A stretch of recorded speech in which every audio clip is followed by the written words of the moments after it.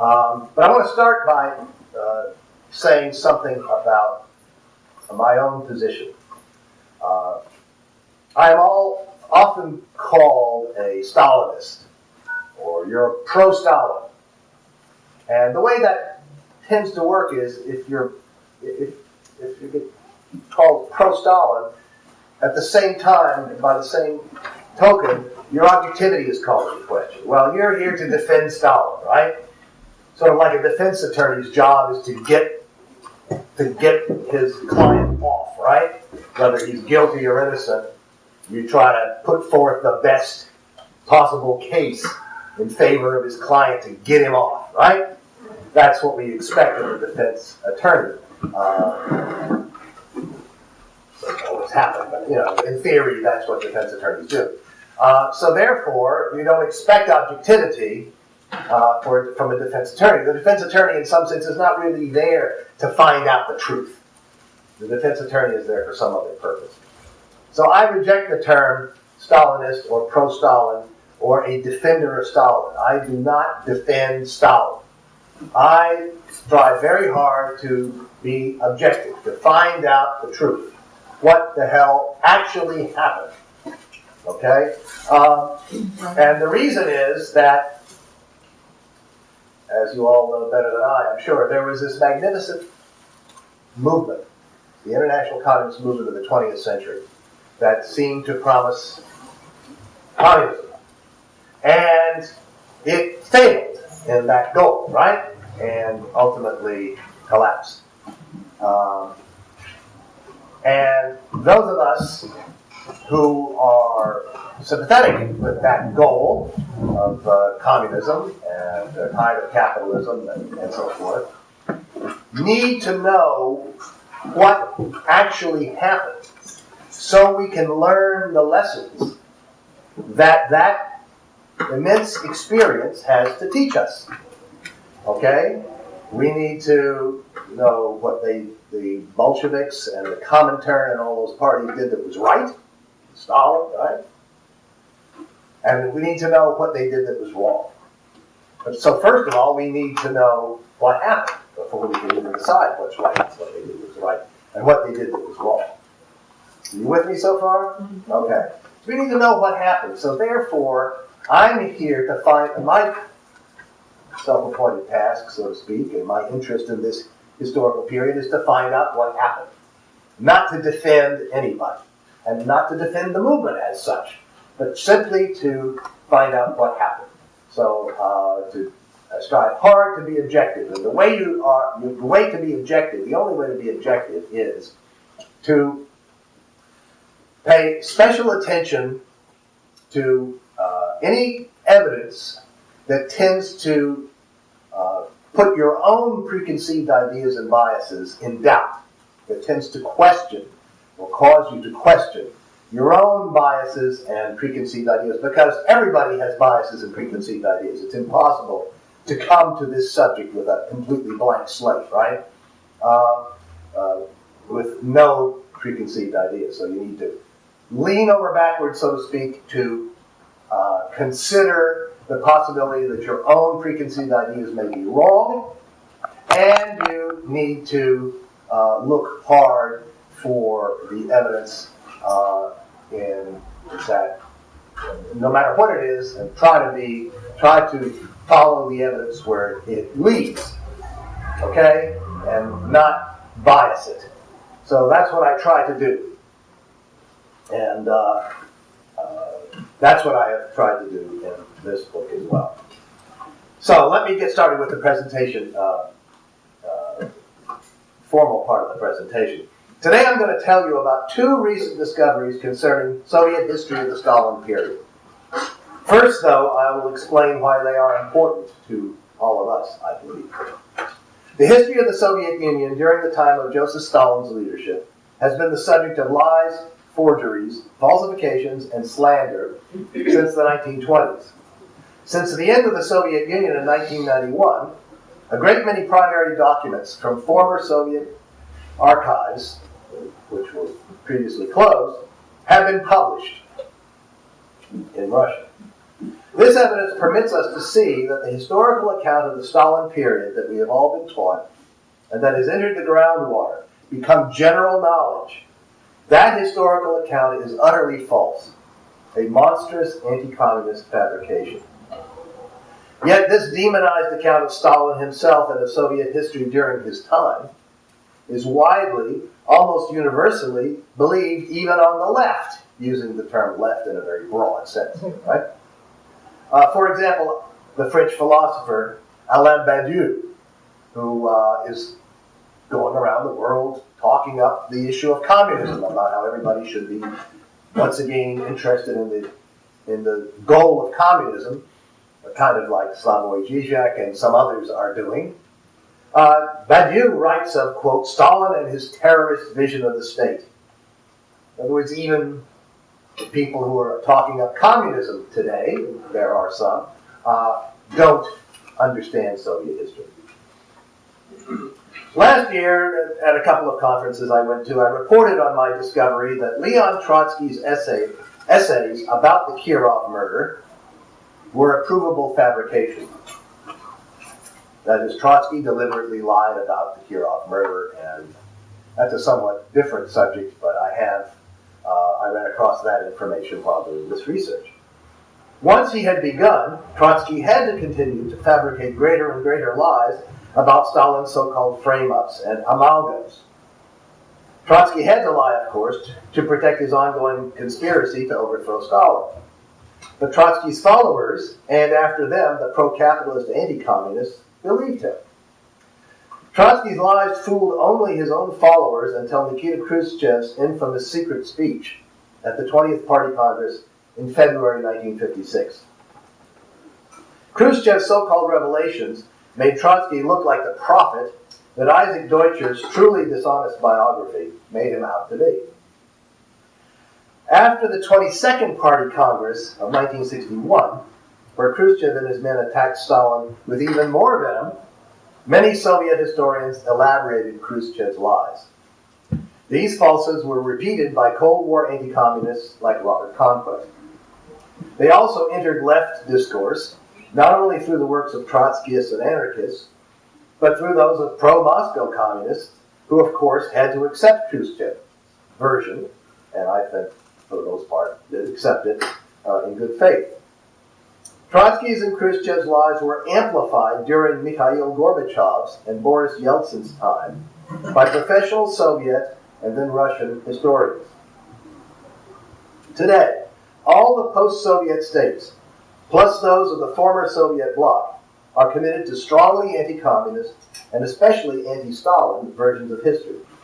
This anti-Stalinism is necessary to justify their super-exploitative policies towards their own working classes and their history, the history of fascism, racism, Nazi collaboration, and mass murder by the so-called nationalists whom they uphold as heroes. And by these countries, I mean countries such as Poland, Ukraine, and others. All right? This is understandable, of course. Why shouldn't capitalists, fascists, racists, crypto-Nazis, and right-wing nationalists lie about the history of the communist movement? But this demonized and completely false version of the Stalin years has been uncritically swallowed by much of the left as well. This prevents us from understanding what really happened in the Soviet Union, and so from learning from the Soviet experience, positive and negative. Today I'm going to report briefly on two recent publications of my own that illustrate how false the prevailing construction of the Stalin period of Soviet history is. The fact that these are my publications does not mean that I alone have made these discoveries. Others, especially in Russia, are also working along similar lines. I'm going to start off by talking about the Katyn massacre. In April 1943, Nazi German authorities claimed that they had discovered thousands of bodies of Polish officers shot by Soviet officials in 1940 near the Katyn forest near Smolensk in western Russia. The Nazi propaganda machine organized a huge campaign around this alleged discovery. After the Soviet victory at Stalingrad in February 1943, it was obvious to everyone that, unless something happened to split the Allies, Germany would inevitably lose the war. The Nazis' obvious aim was to drive a wedge between the Western Allies and the Soviet Union. The Soviet government, headed by Joseph Stalin, vigorously denied the German charge. When the Polish government in exile in London, always ferociously anti-communist and anti-Russian, collaborated with the Nazi propaganda effort, the Soviet government broke diplomatic relations with it. In September 1943, the Red Army drove the Germans from the area. In January 1944, the Soviet Burdenko Commission carried out a study and issued a report that blamed the Germans for the mass shootings. During the Cold War, the Western capitalist countries supported the Nazi version, which was now promoted by the anti-communist Poles, still in exile. The Soviet Union and its allies continued to blame the Germans until in 1990 to 1992, Mikhail Gorbachev and then Boris Yeltsin stated that the Soviet Union under Joseph Stalin had indeed shot the Poles. By 1992, the Soviet and then the Russian governments had officially declared that the Stalin-era Soviet leadership was guilty of shooting somewhere between 14,832 and 22,000 Polish prisoners to death in April and May 1940. For a time, I too thought the matter was settled. But since the mid-1990s, the Katyn massacre has once again been the subject of fierce partisan dispute. In anti-communist circles, it is unacceptable to express any doubt as to the guilt of the Soviet Union and of Stalin and his chief assistants in particular. This is the case in Western academia as well, where debate on the subject, or any questioning at all of Soviet guilt, is simply beyond the pale, not tolerated. I'll give you examples afterwards if you're interested.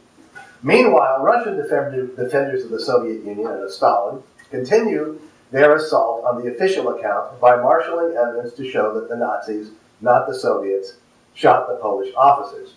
And I have a web page on my homepage, link on my homepage, where I go through the sort of discussion, disagreements, and evidence on both sides. In October 2010, a credible case was made that the evidence produced under Gorbachev and Yeltsin are forgeries. Therefore, let's set these documents aside. What other evidence is there that the Soviets shot the 14,800 to 22,000 Poles, as alleged in the official version of the Katyn massacre?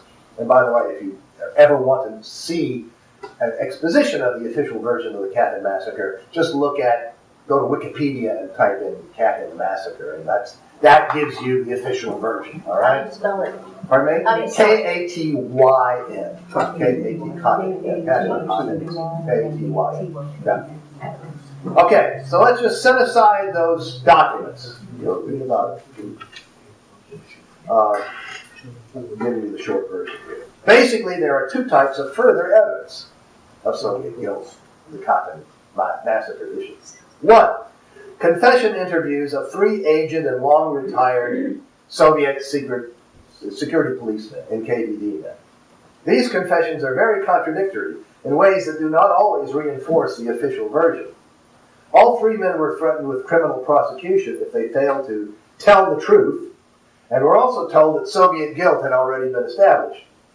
It is therefore possible that out of fear of prosecution, they gave some answers that they felt their interrogators wanted.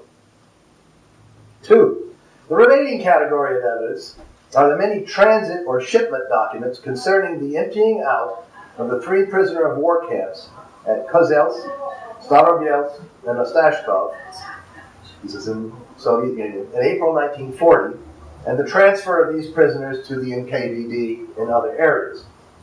These shipments of prisoners are routinely stated to be, quote, death transports, end quote. The book Katyn, A Crime Without Punishment, by Anna Chinchala, Lebedyeva, Matersky, Yale University Press, 2007, is the definitive academic account in the English language of this official version. That book refers to the shipments of prisoners in this way, and here are a couple of quotations. The final death transport left Kozelsk. The last death transport left Ostashkov for Kalinin on 19 May. Lists of those to be sent out of the camps to be shot. and reporting on the numbers sent to their deaths, and so on. It is important to note that not a single one of the documents themselves, that is, these transit or shipment documents, refers in any way to executions. In fact, document 53, cited by Chianchala in this book, explicitly states that the prisoners were being sent to labor camps. The official version of the Katyn massacre simply assumes that all these documents about clearing the Polish prisoners out of the camps in April 1940 in reality meant sending them away for execution. It is this assumption that has been challenged by a very recent discovery. In May 2011, Polish news media reported that 2 numbered metal badges had been unearthed at a mass killing site in Volodymyr-Volynski, Ukraine. These badges had been identified as those of Polish policemen Józef Kuligowski and Ludwik Małowiejski, long believed to have been victims of the Katyn massacre. The Polish archaeologist in charge of the site has determined that the victims buried in the mass grave were killed no earlier than 1941. You can tell this because I'm giving you a... Which mass grave? Pardon me? This is the mass grave in Ukraine. Mass grave in Ukraine. Totally different place. Yeah. You can tell this because there are a lot of shell casings from German weapons found there, and they're dated. The Germans, manufacturers of the shells, that dated, put other information on the shell casings. And this means that the transportation lists, which are assumed to be lists of victims being shipped off to be shot, were not that at all. That is to say, these 2 men, Kuligowski and Małowiejski, are on the transit list, okay, being shipped out of the POW camps in April, May 1940. But they were not shot until sometime, obviously, after June 22nd, 1941, 800 miles away in Ukraine, okay, because their badges were found there and other Polish military accoutrements. This is the major deduction from this discovery that is relevant to our understanding of the Katyn massacre case. The fact that a Polish prisoner of war's name is on one of the Soviet transportation lists can no longer be assumed to be evidence that he was on his way to execution, and therefore that he was executed by the Soviets. Where does this leave us? Very briefly, here's the status of this question at present as I understand it. There is no evidence that the 14,000 plus Polish prisoners of war who were transferred out of the Soviet POW camps in April and May 1940 were in reality being sent to be shot. This assumption has been one of the main supports of the official version of the Katyn massacre. It must now be rejected. The documentary evidence published under Yeltsin is linked to the assumption that all the prisoners of war shipped out of the camps were being sent to execution. The fact that they were not is an additional reason to think these documents are forgeries. And if you're interested in more detail about these documents, then look at the page on Katyn that is linked on my homepage, and I'll give you lots more information about them, including facsimiles of the documents included, and lots of other things. The discoveries in the mass graves at Volodymyr-Volynski constitute a lethal blow to the official version of the Katyn massacre. This is something that should interest all of us. Katyn has been the most famous crime alleged against Stalin and the Soviet government. It has hitherto also been the crime most firmly grounded in documentary evidence. For example, it is unlike the alleged Holodomor, the supposed deliberate starvation by Stalin of millions of Ukrainians in the famine of 1932-33, for which no evidence has ever been found. All the post-Soviet states today employ Soviet atrocities narratives to justify the pro-fascist, anti-Semitic, and pro-Nazi actions of the forces that sided with the Germans against the Soviet Union before, during, and after World War II. Katyn is the keystone of contemporary right-wing Polish nationalism. Katyn is also a key component of anti-Stalin, anti-Soviet, and anti-communist propaganda generally. Until now, it has been the best known such alleged atrocity and by far the best documented one. Katyn has, in short, been the best proven crime of Stalinism. And it's a lie. On to the murder of Sergei Kirov. My subtitle is The Murder of Sergei Kirov and Why It Matters, why we should care about it. On December 1st, 1934, Sergei Kirov, Bolshevik party leader in Leningrad, was shot dead by assassin Leonid Nikolaev, who thereupon tried and failed to commit suicide and was captured on the spot. At first, Nikolaev claimed he acted alone, but his story never made any sense. The book goes into all the details of this.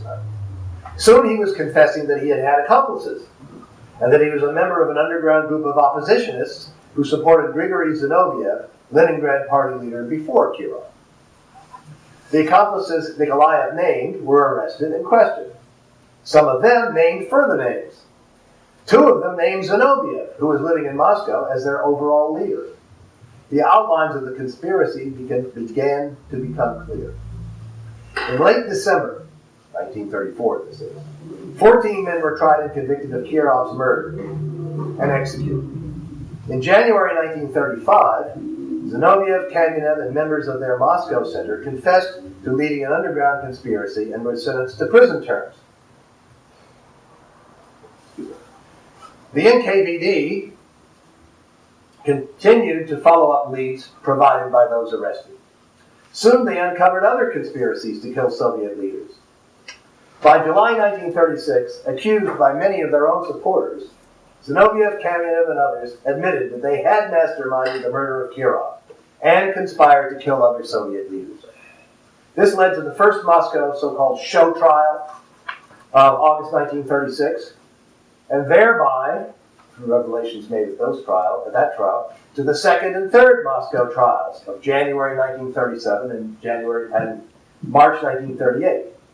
And then to the military conspiracy, also called the Tukhachevsky affair, of high-ranking military commanders that took place in May-June 1937. That in turn led to the Yezhovshchina, or Great Terror. Okay, so all of those events follow from the uncovering of the conspiracy to murder Kirov. During the Nikolaev investigation and the trial, Leon Trotsky, exiled in France at that point, claimed that the defenders were framed by Stalin, could never have plotted terror, which means murder in Russian, because that contradicted Marxism, and vowed that he had had nothing to do with this conspiracy. We know now that Trotsky was lying. In fact, he and his followers in the Soviet Union had formed a bloc with the Zinovievites who had killed Kirov. At last year's conference, I reported on the primary source evidence, mainly from the Trotsky archives at Harvard University, that proved this to be the case. Just for those of you who may not be familiar with this question, the Trotsky archives at Harvard University were opened to researchers in January 1980, and almost immediately, Trotskyist researchers discovered documentary evidence from Trotsky and his son Leon Sedov that in fact there had been a bloc of rights and Trotskyites formed in 1932, something that Trotsky, of course, had always denied, including at the famous Dewey Commission hearings. Right? He always denied this on a stack of Bibles. You know what I'm saying? He denied it at every opportunity, and it turns out it was true. At that time, last year, I pointed out briefly that this is significant because it was Trotsky who originated the story that Stalin had framed everybody. Well, I mean, he couldn't tell everybody that there really was a bloc, right? So he had to say Stalin was making it up. That's what he did. Trotsky was also the first, this is interesting. Trotsky was the first to compare Stalin to Hitler, the Soviet Union to Nazi Germany, and the first to use the term totalitarian to yoke the two together. You might ask how I know that. Well, I think I know it. First of all, I thought I had made this great discovery by looking at various dictionaries and things. And then I just finished reading the latest biography of Trotsky in Russian by two former Trotskyists who are now just anti-communists. It just came out this year, 2013. Just finished reading it. And Felshtinsky and Chernyavsky, these two guys, they proudly announced that Trotsky was the very first to use the term totalitarian to refer to the Soviet Union and Nazi Germany and yoke them together, right? So it's true. Trotsky was the first. In his secret speech at the 20th Party Congress in February 1956, Nikita Khrushchev, taking a leaf from Trotsky's book, reopened the Kirov murder case and tried to frame Stalin for the murder. His men were unable to do this and retreated to the view that Nikolaev had been a lone gunman. We've heard that, right? They're all lone gunmen. And Stalin had used Nikolaev's act to frame his political enemies. 30 years later, this story was picked up by Mikhail Gorbachev and his men and given their seal of approval. It remains the mainstream viewpoint today. So that is the mainstream viewpoint since 1990. All right, since just before the end of the Soviet Union. That Nikolaev was a lone gunman and that Stalin used that assassination to frame his political enemies and wrongly execute them. You may read in some Western anti-communist books, notably a book by Robert Conquest, another one by Amy Knight, written in the 80s and the 90s, that Stalin had Kirov murdered. But that's not been there. They're hopelessly behind the times. That's not the official view. The official view has been since 1990 that Nikolaev was a lone gunman, or that Stalin had framed everybody. That's the official viewpoint. Well, the first half, or more or less, well, first third to a half, actually, I didn't measure it, but maybe 30-40% of this book is about Stalin's fight for democracy, fight for the 1936 Constitution to be implemented. The 1936 Soviet Constitution called for contested elections, secret, universal, secret, and contested elections for the Soviets. That is to say, at least two candidates for each position, and was never implemented. And the struggle to get the Constitution approved, led by Stalin and his supporters within the leadership, and then how that struggle was ultimately defeated is the subject of the first third, let's say, to 40% of my latest book. I know it was also the subject of an article that I published, let's say, 11 or 12 years ago. But, I have updated the research and included it here as a part of this book. Because it turns out that is related also to the so-called Great Terror in interesting ways. Okay? When I said, by the way, let me just throw something out. In my view, a lot of concepts that are used rather loosely, I would say, on the left, of course, also by anti-communists. But now let me just talk about some that are used on the left. A lot of concepts are insufficiently critiqued or examined or detailed, spelled out.